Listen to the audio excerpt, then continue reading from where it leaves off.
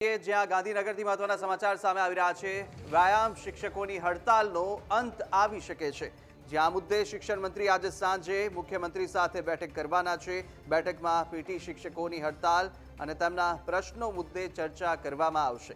CM સાથે બેઠક પહેલા શિક્ષણ મંત્રી અધિકારીઓ સાથે પણ બેઠક કરવાના છે અને સીએમની સૂચના બાદ શિક્ષણ મંત્રી કરશે પીટી શિક્ષકો સાથે બેઠક અને જે સૂચનો આપવામાં આવશે તેને લઈને બેઠક કરવામાં આવવાની છે તમામ જે પીટી શિક્ષકો છે તેમની સાથે। ત્યારે હાલ તો મહત્વના સમાચાર આવી રહ્યા છે કે વ્યાયામ શિક્ષકોની જે 22 દિવસથી હડતાલ ચાલી રહી છે તેનો ક્યાંક અંત આવી શકે છે।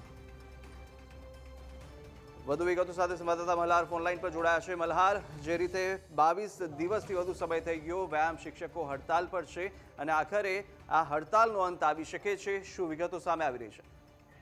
ચોક્કસથી કૃષાગ્ર નજર કરવા જઈએ તો છેલ્લા 22 દિવસથી ગાંધીનગર ખાતે પીટી ઉમેદવાર શિક્ષકો દ્વારા જે છે તે વિરોધ પ્રદર્શન કરવામાં આવી રહ્યા છે। તે લોકોની માંગ છે કે રાજ્ય સરકારે જે છે તે છેલ્લા 16 વર્ષથી પીટી ટીચરની જે છે તે ભરતી નથી કરી, એટલે કે કાયમી ભરતી જે છે તે કરી નથી, જેથી ભરતી કરવામાં આવે તે પ્રકારની માંગ સાથે તેઓ આંદોલન ચલાવી રહ્યા હતા।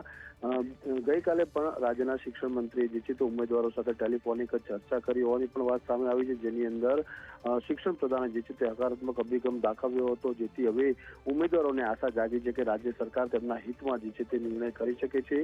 જો કે આ મામલે પણ થોડી ક્ષણો પહેલા જે છે તે રાજ્યના શિક્ષણ મંત્રી સાથે ચર્ચા કરવામાં આવી હતી। તેઓએ કહ્યું હતું કે આ નીતિ વિષયક નિર્ણય છે ને આ મામલે જે છે તે રાજ્યના મુખ્યમંત્રી સાથે ચર્ચા જે છે તે કરવામાં આવશે અને ચર્ચા કર્યા બાદ મુખ્યમંત્રીની જે સૂચનાઓ હશે તે સૂચના પ્રમાણે જે છે તે શિક્ષણ વિભાગ જે છે તે ઉમેદવારો સાથે બેઠક કરશે અને તે લોકોના પ્રશ્નોનો જવાબ જે છે તે રાજ્ય સરકાર આપશે। બિલકુલ, માહિતી સાથે જોડા બદલ આપનો આભાર।